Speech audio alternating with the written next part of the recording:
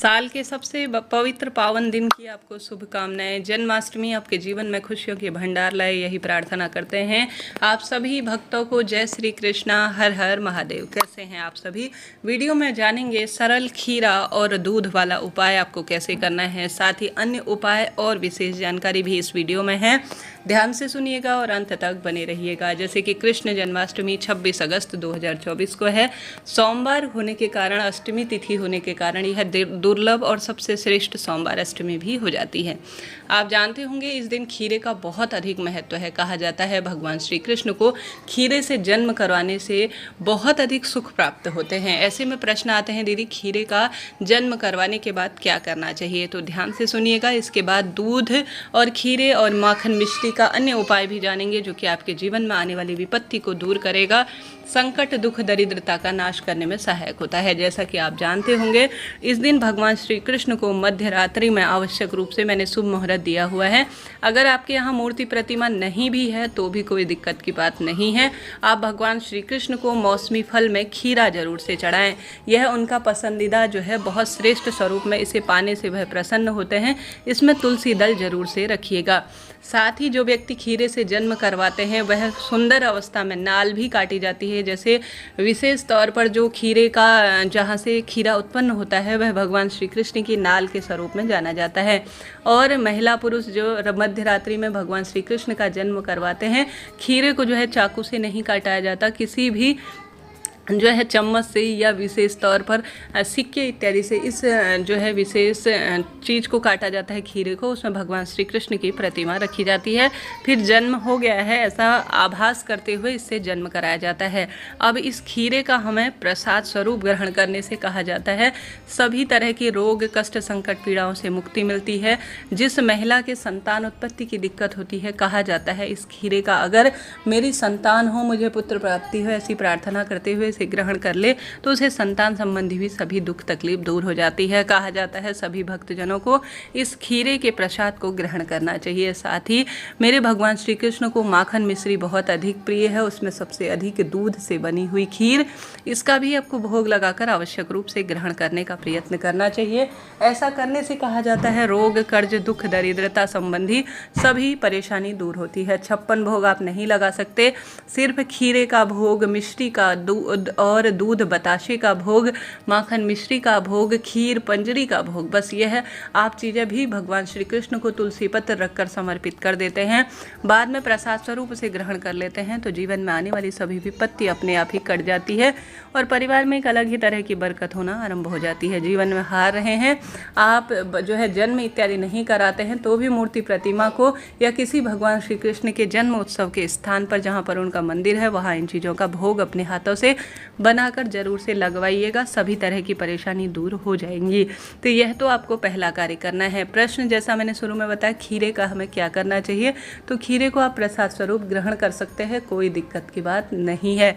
तत्पश्चात अब जानते हैं गुरुजी का सर्वश्रेष्ठ दूध का उपाय। जैसे कि सोमवार अष्टमी है, आपको भी पुत्र रत्न की प्राप्ति नहीं हो रही है या शरीर में कोई रोग पनप रहा है, परिवार में हमेशा ही परेशानियां बनी ही हुई है किसी न किसी अवस्था में, तो आपको इस दिन गौ माता का कच्चा दूध लेना है। ज़्यादा नहीं मिल पाता, कोई दिक्कत नहीं, 1 चम्मच 1 कटोरी थोड़ा सा ही सही पर्याप्त है। अपनी पूजा की थाली में रख लीजिए, अपने साथ लेकर चले जाएं महादेव के मंदिर में। 1 बेलपत्र जल का लोटा रखे, गोल बत्ती का घी का दीपक रखने के बाद आप प्रभु के नाम मंत्र का स्मरण करते हुए पूर्व या उत्तर दिशा की ओर बैठ जाएं। इस दिन दूध की बहुत महत्वता है। आप जानते होंगे गौ माता से उत्पन्न हुई वस्तु घी, दूध, दही, पंचामृत अपने आप में अद्भुत है। शिवलिंग पर जलाभिषेक करें, निरंतर श्री शिवाय नमस्तुभ्यम या गुरुजी ने कहा है पंचाक्षर मंत्र या महामृत्युंजय मंत्र या षडाक्षर मंत्र के नाम का स्मरण कर कर दीपक लगाएं। तत्पश्चात अपनी मन की कामना कहते हुए, जो कच्चा दूध उबला हुआ ना हो, इस बात का ध्यान रखें। आप जो कच्चा दूध लेकर गए हैं कटोरी में, उससे आप सभी को धीरे धीरे धार देनी है। जो शिवलिंग है उसके ऊपर बेलपत्र से जाता हुआ दूध शिवलिंग में जाए तो यह अति उत्तम होता है। कहा जाता है इस तरह से जो भी बेलपत्र की धार से कच्चा दूध शिवलिंग पर चढ़ा देता है ना, उसके परिवार में एक अलग ही तरह की बरकत आना शुरू हो जाती है। कष्ट कर्ज से उसके परिवार को मुक्ति मिलती है, उसके व्यापार में गति होती है। वैसे भी सोमवार के दिन तो दूध की बहुत अधिक महत्वता है, क्योंकि दूध का संबंध चंद्रमा से भी होता है। ऐसी स्थिति में हार रहे हैं, दुख पा रहे हैं, कष्ट कर्ज से घिरे हुए हैं, तो आप सभी को इस दिन कच्चा दूध लेकर बेलपत्र की धार से शिवलिंग पर जरूर से समर्पित करना चाहिए। मंदिर नहीं जा सकते, घर पर करें, लाभ होगा। बहुत सरल कार्य है यह, कोई जो है विशेष नुकसान नहीं, कोई पैसा समय नहीं, कोई विशेष इसे टोटका नहीं। यह एक सरल प्रक्रिया है। दूध, दही, घी, शक्कर, शहद, पंचामृत, जो कि अपने आप में दूध इसमें प्रथम स्थान पर आता है, उसकी महत्वता कही गई है। तो आपको सोमवार अष्टमी के दिन और विशेष पावन पवित्र दिन के दिन मेरे जीवन में संतान जो है उसकी लंबी आयु हो, उसकी नौकरी लगे, परिवार के रोग संकट कष्ट पीड़ा से मुक्ति हो, ऐसा कहते हुए कहीं जाने की आवश्यकता नहीं, घर पर ही करें। आप सभी को आवश्यक रूप से शिवलिंग पर कच्चा दूध बेलपत्र की धार कहते हुए आपको समर्पित करनी है। जैसा मैंने शुरू में बताया, आपको इसमें विशेष तौर पर नाम मंत्र का स्मरण जरूर से करना है। आप नाम मंत्र, प्रभु का स्मरण, कोई सा भी जो महादेव से संबंधित मंत्र है उसका स्मरण करें। जैसे रोग है तो महामृत्युंजय मंत्र का जाप करें, इस बात का आप ध्यान रखें। तो यह बात हो गई 2 उपाय की। इससे पहले मैंने चैनल पर लौंग, जो कि सरदर्द खत्म करने का सोमवार अष्टमी का उपाय है, वह बताया है। चने की दाल वाला उपाय बता दिया है मैंने पहले ही।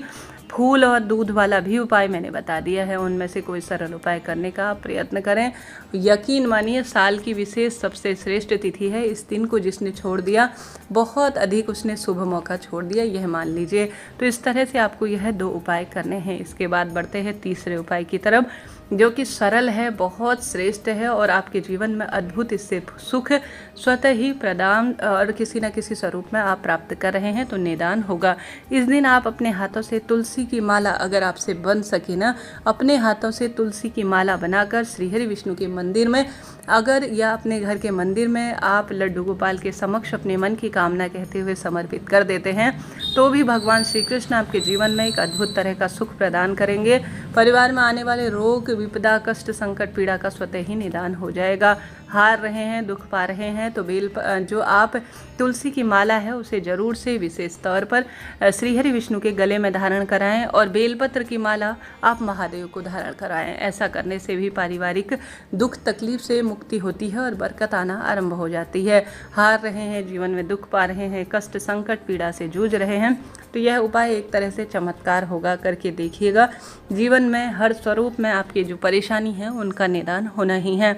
गुरुजी ने कह रखा है, जब सोमवार की अष्टमी पड़े, आप कुछ भी नहीं कर पाते हैं, तो कम से कम 5 बेलपत्र आपको शिवलिंग पर सोमवार की अष्टमी और जो मन की कामना है वह कहते हुए समर्पित करना चाहिए। ऐसा करने से पारिवारिक दुख, तकलीफ, कष्ट, कर्ज इत्यादि से मुक्ति मिलती है और जीवन में आने वाली विपदा स्वतः ही कट जाती है। तो आप सभी को यह कार्य भी करके देखना है। मैंने इससे पहले बहुत वीडियो चैनल पर डाल दिए हैं, बार बार वही कहना सही नहीं होगा।